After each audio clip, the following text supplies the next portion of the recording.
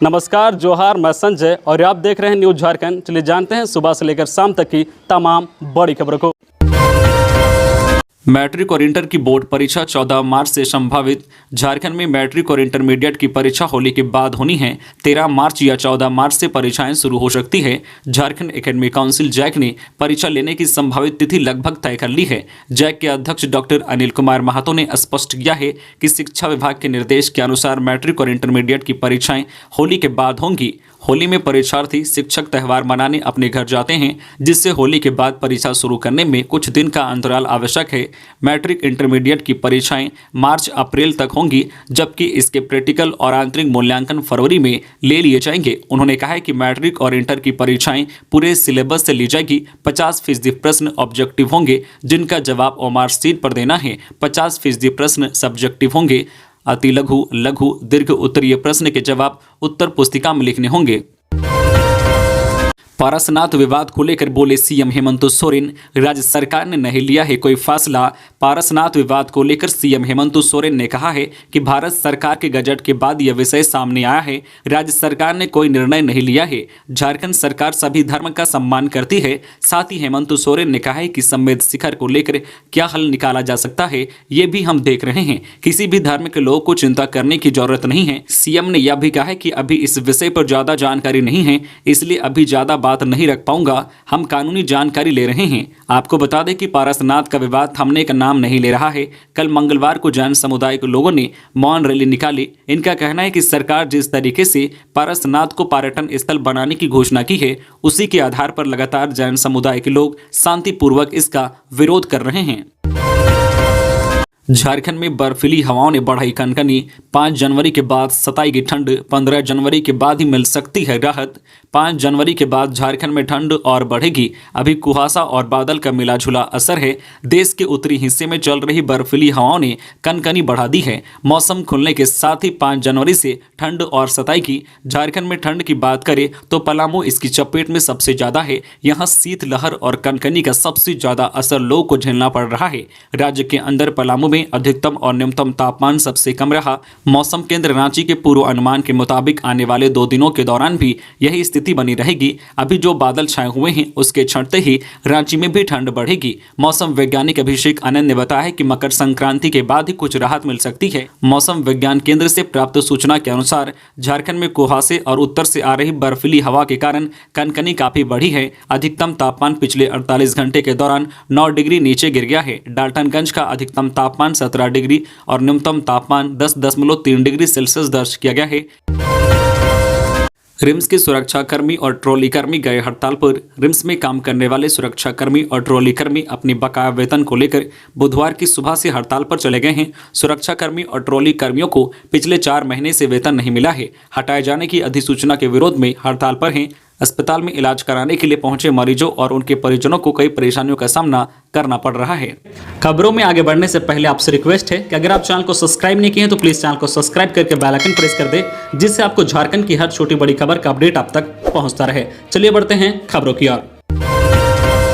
नए वित्त वर्ष के बजट के केंद्र में होगा आम आदमी। झारखंड के नए वित्त वर्ष 2023-24 के लिए बजट बनाने का काम शुरू हो चुका है। नए साल का वार्षिक बजट लोक बजट पीपुल्स बजट होगा। सरकार के वित्त मंत्री डॉक्टर रामेश्वर उरांव ने यह संकेत दिए हैं। बजट की तैयारी शुरू कर दी गई है। इसके लिए जगह जगह लोगों से बात शुरू कर दी गई है। अलग अलग विशेषज्ञों और समाज के विभिन्न तबके के लोगों से बात की जाएगी। सबके सुझाव लिए जाएंगे। नए बजट के केंद्र में आम आदमी होगा। विभागों से भी वित्त विभाग ने बजट प्रस्ताव मांगा है। झारखंड में गरीबी, बेरोजगारी और पिछड़ापन अधिक है। इसे दूर करने के लिए बजट में यथासंभव प्रावधान किए जाएंगे। रोजगार का सृजन होगा तो बेरोजगारी और गरीबी दूर होगी। सरकार किसानों, राज्य के सबसे गरीब और पिछड़े लोगों के लिए बजट पर ज्यादा ध्यान देगी। झारखंड में आज भी 71% लोगों की निर्भरता खेती बाड़ी पर है। सरकार कृषि और कृषि से जुड़े मामलों को बजट में पर्याप्त जगह देगी। दुमका सेंट्रल जेल के पास हुए गोलीकांड मामले में 4 अपराधी गिरफ्तार। दुमका सेंट्रल जेल के गेट के सामने हुए गोलीकांड मामले में 4 अपराधियों को गिरफ्तार कर लिया गया है। गिरफ्तार अपराधी के पास से 3 कार और कांड में प्रयुक्त बाइक, हथियार भी जब्त किया गया है। इस कांड के उद्भेदन को लेकर एसपी अंबर लकड़ा आज शाम तक प्रेस कॉन्फ्रेंस करेंगे। कैबिनेट के फैसले के बाद भी 5 दिन अंडा नहीं। राज्य के सरकारी स्कूलों के बच्चों को सप्ताह में 5 दिन अंडा देने का निर्णय फिलहाल प्रभावी नहीं होगा, यानी अभी बच्चों को सप्ताह में 2 दिन ही अंडा मिलेगा। कैबिनेट के निर्णय के लगभग 2 माह बाद भी इस संबंध में स्कूली शिक्षा एवं साक्षरता विभाग द्वारा अधिसूचना जारी नहीं की गई है। राज्य में 1ली से 8वीं कक्षा तक के बच्चों को मध्याह्न भोजन के तहत अभी सप्ताह में 2 दिन अंडा दिया जाता है। झारखंड राज्य मध्याह्न भोजन प्राधिकरण ने बच्चों को सप्ताह में 5 दिन अंडा देने का प्रस्ताव तैयार किया था। विभागीय स्तर पर इसकी प्रक्रिया पूरी होने के बाद इसे कैबिनेट की स्वीकृति के लिए भेजा गया था। कैबिनेट से स्वीकृति के लगभग 2 माह बीत जाने के बाद भी आगे की प्रक्रिया पूरी नहीं हो सकी। संभावना जताई जा रही है कि बच्चों को सप्ताह में 5 दिन अंडा देने के निर्णय की दोबारा समीक्षा हो सकती है। इसके लिए फिर से प्रस्ताव तैयार किया जाएगा। निर्णय पर रोक के लिए इसे फिर से कैबिनेट भेजना होगा। फिलहाल बच्चों को 2 दिन ही अंडा मिलेंगे। गिरिडीह में क्लिनिक संचालक से लेवी मांगने वाले 2 अपराधी गिरफ्तार। गिरिडीह के देवरी के मनकडीहा गांव निवासी क्लिनिक संचालक से लेवी मांगने वाले 2 अपराधियों को पुलिस ने गिरफ्तार कर लिया है। बाइक, मोबाइल फोन व सिम कार्ड भी बरामद किए गए हैं। डीजे बजाने को लेकर 2 पक्षों में जमकर मारपीट की घटना में करीब 6 लोग घायल। पुलिस ने 8 लोगों को किया गिरफ्तार। बड़ी खबर कोडरमा से, जहां डोमचांच थाना क्षेत्र के गाठीबाद में डीजे बजाने को लेकर 2 पक्षों के बीच जमकर मारपीट हुई। घटना में करीब आधा दर्जन लोग घायल हो गए। घटना से आक्रोशित लोगों ने सड़क किनारे खड़े ट्रैक्टर, ट्रक और पिकअप वैन को क्षतिग्रस्त कर दिया। मारपीट की इस घटना को लेकर पुलिस ने कार्रवाई करते हुए 8 लोगों को गिरफ्तार कर लिया है, जबकि घटनास्थल पर पुलिस लगातार काम कर रही है। घायलों का इलाज सदर अस्पताल में हो रहा है। जानकारी के मुताबिक परतंगो जंगल से 40 लोगों का एक समूह पिकनिक मनाकर लौट रहा था और इस क्रम में डीजे में अश्लील गाने बजाए जा रहे थे, जिसे स्थानीय लोगों ने बंद करने को कहा। डीजे बंद करने को लेकर कहा सुनी होते ही धीरे धीरे मारपीट में तब्दील हो गई और करीब 1-1.5 घंटे तक जो है गाठीबाद में पत्थरबाजी, रोड़ेबाजी और लाठी डंडे से लोग एक दूसरे को निशाना बनाने लगे। घटना में पिकनिक से लौट रहे लोगों ने कई घरों के बाहर लगे मोटर और पाइपलाइन को भी क्षतिग्रस्त कर दिया और स्थानीय लोगों को निशाना बनाया। घायलों का इलाज सदर अस्पताल में किया जा रहा है। वहीं मौके पर पहुंची पुलिस लोगों को समझाने बुझाने का प्रयास कर रही है। ईडी ने पुलिस से मांगी पीसी एक्ट लगे होने की जानकारी। राज्यसभा चुनाव 2016 में वोट को प्रभावित करने के मामले में ईडी ने प्रिवेंशन ऑफ करप्शन एक्ट लगे होने के संबंध में जानकारी मांगी है। ईडी ने पत्र लिखकर पुलिस मुख्यालय से पूछा है कि इस कांड में पीसी एक्ट लगा है या नहीं, साथ ही सुपरविजन रिपोर्ट में क्या तथ्य आए हैं तथा कौन कौन सी धाराएं जुड़ी है, इस विषय में जानकारी मांगी गई है। दरअसल ईडी इस मामले की जांच टेक ओवर कर सकती है। ऐसे में यह पड़ताल की जा रही है कि इस मामले में शेड्यूल ऑफेंस की धाराओं में प्राथमिकी दर्ज है या नहीं। इससे पूर्व ईडी ने दर्ज एफआईआर की कॉपी मांगी थी, जिसे रांची पुलिस के द्वारा उपलब्ध कराई गई थी। राज्यसभा चुनाव 2016 मामले में पुलिस का अनुसंधान 4 वर्षों से जारी है। रांची में अब रोज लगाए जाएंगे 1000 स्मार्ट मीटर। राजधानी वासियों से 500 करोड़ रुपए से अधिक राजस्व वसूली के लिए रांची में तेजी से स्मार्ट मीटर लगाए जाएंगे। इसके तहत अब रोज 1000 स्मार्ट मीटर लगेंगे। यह निर्देश झारखंड ऊर्जा विकास निगम लिमिटेड की समीक्षा बैठक में निगम के प्रबंध निदेशक अविनाश कुमार ने दिया है। इस दौरान झारखंड बिजली वितरण निगम लिमिटेड के निदेशक मनीष कुमार के निर्देशन में रांची में लग रहे स्मार्ट मीटर के कार्यों पर चर्चा की गई। स्मार्ट मीटर लगाने की गति पर असंतोष जताया गया और कार्य करने वाली एजेंसी MS जिनस को कड़ी फटकार लगाई गई। एजेंसी ने बताया है कि अभी प्रतिदिन 300 से 350 मीटर लगाए जा रहे हैं। इस पर रोज 500 मीटर और जनवरी माह तक प्रतिदिन 1000 स्मार्ट मीटर लगाने का निर्देश दिया गया है। साथ ही सलाह दी गई है कि इस कार्य के लिए एजेंसी कम से कम 150 से 175 टीम रखे। इसके अलावा एजेंसी ने कहा है कि वैसे उपभोक्ता जिनका मीटर खराब है, उनके यहाँ प्राथमिकता के आधार पर स्मार्ट मीटर लगाया जाए।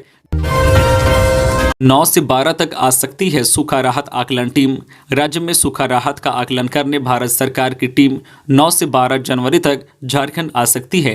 टीम का नेतृत्व कृषि विभाग के संयुक्त सचिव करेंगे। भारत सरकार की टीम झारखंड सरकार को संभावित तिथि की जानकारी दी है। विभाग के स्तर पर परेशानी नहीं होने पर टीम के सदस्य यहां विभिन्न जिलों का दौरा करेंगे। राज्य सरकार ने टीम को जानकारी दी है कि यहां 226 प्रखंडों में खरीफ के सीजन में सूखा पड़ा है। इससे किसानों को नुकसान हुआ है। टीम को झारखंड सरकार से मिलने वाली सहायता की जानकारी भी दी गई है। जीप उपाध्यक्ष ने वन प्रमंडल पदाधिकारी को सौंपा ज्ञापन। 1 सप्ताह में क्षतिपूर्ति का भुगतान करने की मांग। लातेहार के चंदवा प्रखंड में जंगली हाथियों ने 1 जनवरी को कई घरों को क्षतिग्रस्त कर दिया था, साथ ही फसलों और खाद्य सामग्रियों को नष्ट कर दिया था। घर और फसलों की क्षतिपूर्ति की मांग को लेकर जिला परिषद उपाध्यक्ष अनीता सिंह ने वन प्रमंडल पदाधिकारी रोशन कुमार को ज्ञापन सौंपा है। जिला परिषद उपाध्यक्ष ने हाथियों द्वारा की गई क्षति का आकलन कर 1 सप्ताह के अंदर क्षतिपूर्ति राशि का भुगतान कराने की मांग की है। ज्ञापन में लिखा है कि बालूमाथ एवं चंदवा के धाधु, चितरपुर, बलबल, नावाडी पंचायत चकला के तिलैया, महुआटांड, अरनियाटांड, पडवा, हरैया, तुरीशोथवा, अम्बुआटांड समेत अन्य कई गांवों में पिछले 2 सप्ताह से जंगली हाथियों का बड़ा झुंड भ्रमणशील है। यह हर दिन ग्रामीणों के फसलों और घरों को नुकसान पहुंचा रहे हैं, जिसकी वजह से ग्रामीणों में काफी रोष एवं भय का माहौल है। वन विभाग के कर्मियों की उदासीनता के कारण अब तक ग्रामीणों को किसी प्रकार की राहत नहीं दी जा सकी है। गिरिडीह में हथियार के बल पर ट्रांसपोर्टर के घर हुई डकैती। गिरिडीह में हथियार के बल पर ट्रांसपोर्टर के घर डकैती हुई। 4 अपराधियों ने परिजनों को बंधक बनाकर घटना को अंजाम दिया। नकदी, जेवरात समेत 6 लाख की संपत्ति पर हाथ साफ किया है। यह सरिया थाना इलाके की घटना है। ट्रांसपोर्टर अरुण अग्रवाल के घर लूटपाट की गई है। फिलहाल पुलिस जांच पड़ताल में जुटी है। तो ये थी आज की झारखंड की टॉप बड़ी खबरें। इसी तरह झारखंड की हर छोटी बड़ी खबर देखने के लिए आप हमारे चैनल न्यूज झारखंड चैनल को सब्सक्राइब करके बेल आइकन प्रेस कर दीजिए, जिससे आपको झारखंड की हर छोटी बड़ी खबर का अपडेट आप तक पहुंचता रहे। तो आज के लिए बस इतना ही, हमें दीजिए इजाजत, फिर मिलते हैं नेक्स्ट न्यूज में।